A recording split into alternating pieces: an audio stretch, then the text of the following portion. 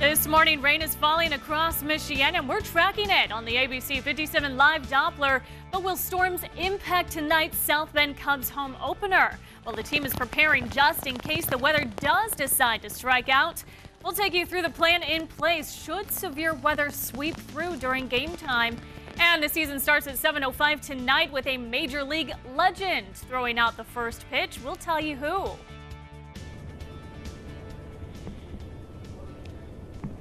Good morning, Michiana. I'm Drew Gardner live at Four Winds Field, kicking off our opening day coverage for the South Bend Cubs. We have an exciting hour of television ahead of you. Actually, an exciting few hours as we continue on into the CW this morning. We have a jam-packed day, and we're going to take you all through the field for what you can expect for this home opener. But of course, we're also expecting that rain. So for that, we're going to send it back into the studio right now with Marissa Kinniston and also meteorologist Greg Bobus. Hey, guys. Hi, Drew. Thank you so much, and good morning, Michigan. I'm Marissa Kenniston, filling in for Emily Evans. And I'm Greg Bobus. We had a kind of an interesting night overnight, Marissa. We had well, we're going to get back to our coverage in a moment, but we got to talk about what happened, where we're going with the weather. It's a big story today for the game that's tonight, and actually, overnight was kind of round one. We had some rain move in, we had some showers, we had some storms. We had a lot of lightning and thunder. May have woken you up there for about an hour and a half, starting around midnight and tracking out of here by about 2 a.m. Even a little bit of hail. So that's where we were. Here's where we are. Take a look at Live Doppler. It's clear for the time being. That will change in the next hour or two. You see the left side of your screen, a couple of scattered showers and some storms tracking in our direction. Nothing overhead just yet. But if you're leaving in, say, the next, again, hour and a half, 2 hours, that story will change a little bit. Now, here's the local scan of what we saw overnight. We did see quick-moving showers and storms across the area, and they did give us a little bit of lightning in some spots across the South Bend area and up into Berrien County were the places that saw some small hail with this. And now if we do see any more severe weather, either this morning or especially tonight when the better chance comes about, the biggest threats are going to be hail like we saw overnight, a little bit of hail, wind, and again, lightning and a lot of thunder. So we'll take it to the rest of this morning, which does include some rain. This afternoon with some spotty pop-up showers and storms. And of course, we'll look ahead to your game time forecast, first pitch straight through the end of the game. We'll see you back here for that in about 10 minutes. But for now, we're going to send it back out to Drew Gardner live at Four Winds Field. All right, sounds good. Thanks, Greg. And we are literally right down on the field right now. And of course, the cover has been rolled out since yesterday in anticipation of that rain that Greg was just talking about. So the field itself is covered and protected. And also, this field is designed to be able to handle the rain. And this is just in pristine shape right now. So hoping that we don't get a lot more rain. But if we do, and as Greg forecasted, we are going to be seeing that. There are plans in place, especially if it turns into more than just rain and it does turn severe. There are plans here at Four Winds Field that have been prepared for quite some time. So we wanted to know exactly what that plan entails. So our weather specialist, Shay Sorensen, went in search of those answers. She joins us live now here from Four Winds Field with those answers. Good morning, Shay. Good morning, Drew. Well, of course, we're watching that system carefully, and so are officials here at Four Winds Field as we head throughout the rest of the day. But there are plenty of safety protocols and plans if there's thunder, lightning, or severe weather potential. So there's, again, protocols for all of that and more. But if it does start to thunder and lightning, officials will pause the game for at least a half an hour after the last strike of lightning. Fans can stay at the field under the concourses.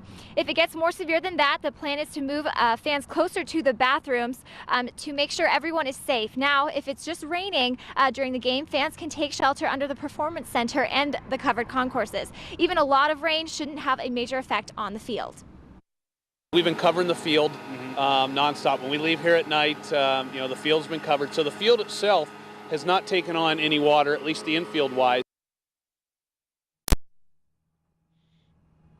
And if you do plan on coming down to the opening game tonight, definitely bring that umbrella, of course, but also download the First Warning Neighborhood Weather app to stay ahead of that storm. Drew, back to you. All right, good advice, Shay. No doubt the tarp going to be remaining on the field throughout much of this day. Now, coming up later in the day, we're going to be expecting a lot of fans down here at Four Winds Field, and really an influx of fans, because with this new Cubs affiliation, it's tapping into a market of Cubs fans that already existed, those who have an alliance to the Chicago Cubs. So it's sparked a lot of super fans already. And in fact, our Rosie Woods caught up with one of them, and she joins us now live here with her story. Rosie, good morning. Hey, Drew, good morning. That's right. So, I mean, across Michiana, there's been fans that have been pretty vocal about how excited they are for opening day. And I talked to one super fan who, she's only 9 years old, but she told me she's been waiting her whole life for a Cubs affiliation. We first met Callie back in September, a Silverhawks and Chicago Cubs super fan who was devastated to think Swoop, the Silverhawks mascot, may no longer be at Four Winds Field. But now, she's got a reason to be twice as excited. So we have Swoop in a South Bend Cubs t-shirt, and then we have Stu the Bear. I met up with her at the team store where she told me she couldn't be happier to see her two favorite teams coming together. It's just like Christmas in April, all the Cubs signs that we see, it's just so awesome. And the most exciting part for this super fan, getting a first glimpse at the newest addition to the team. I get to see Swoop and Stu the Bear. And I've seen a picture of Swoop, but I have not seen Stu yet. But if she had to pick between the two, I'll always love Swoop. Now, I know most of you probably know that this name was voted on from Facebook, but a fun fact is that Stu's official name, which is Stu D. Baker, it's actually in honor of South Bend history because we're such a large automobile manufacturer from the 1850s until the 1960s. Drew, back to you. All right, Rosie, thanks so much for that report. And look at the stands behind me right now. They are empty, but they are going to be filled later today and likely going to be filled for much of this season. As you know, with affiliation changes, they can go one of two ways: have no effect on attendance or have a big effect. So for more on how this affiliation change has been affecting attendance, we're going to send it over to Brandon Pope, who's somewhere in one of these stands here at Four Winds Field. Brandon, good morning. Hey, good morning, Drew. That's right. I'm right up here in the stands, and really, when you think about it, you know, Chicago is less than a couple hours away, so you actually have a lot of South Bend people here who are big fans of the Chicago Cubs. Now they have the South Bend Cubs here as well, and if you look back through South Bend baseball history, it actually shows that proximity has a lot to do with filling the stands here in this stadium. Actually, you may remember back in 1989, South Bend's local minor league team was affiliated with the Chicago Cubs rival White Sox, and the White Sox partnership lasted until 1996, and during those 7 years, more than 200,000 fans turned out for the games. The 96 season actually surpassed that with more than, get this, 214,000 fans buying tickets that year. But 1997 brought a big change. The Arizona Diamondbacks laid their claim to South Bend baseball, and fans didn't show up when it came time for the first pitch. Attendance numbers dropped below 200,000 that season and have not been consistently higher than that ever since. Now, attendance did climb to more than 261,000 for the 2014 season. Could momentum carry into the South Bend Cubs era? Well, team president Joe Hart says it has. He believes having the historic Chi-Town Club's presence in Michiana should bolster fan attendance here. Our season ticket sales numbers are up 73% over last year.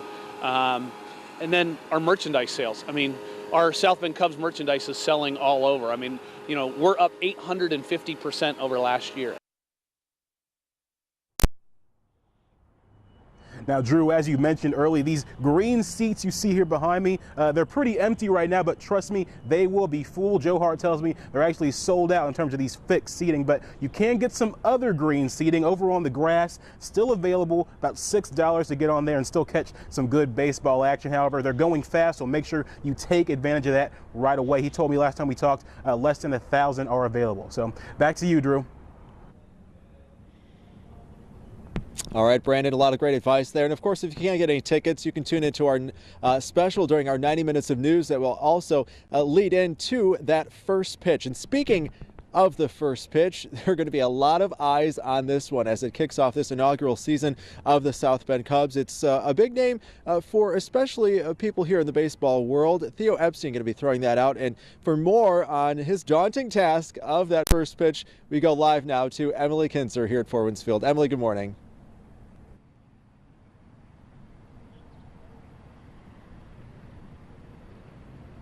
Good morning, Drew. Now, the first pitch is an exciting moment for baseball fans, and like you said tonight, Theo Epstein will be throwing out the first pitch, and he's a big name in baseball, and here's why. It's our first day as a Chicago Cubs affiliate. And it's the first pitch that fans are waiting for. It's always one of the ceremonial things. I mean, that's one of the things that kicks off. And Theo Epstein will be throwing out the first pitch of the night. Having him here means showing support between the partnership of the South Bend and Chicago Cubs. to have Theo here, he's a baseball guy, so I know the fans are excited about it too. I mean, this is a guy that's the president of baseball operations for the Chicago Cubs, and to have him here is pretty special. Epstein is a big name in baseball. He was the youngest GM in Major League Baseball history when the Boston Red Sox hired him in 2002. Since then, he's led the team to many championships. So having him in Michiana for opening day is exciting for the team and the fans. Opening day is going to be a great event for us. Even though Theo's had plenty of practice when it comes to throwing strikes, president of the South Bend Cubs has his own advice for the first pitch. Don't bounce it. And he's seen some pretty interesting first pitches throughout the years. One of the funniest things I've ever seen is I actually saw somebody throw the first pitch and they actually tripped and literally rolled down the mound.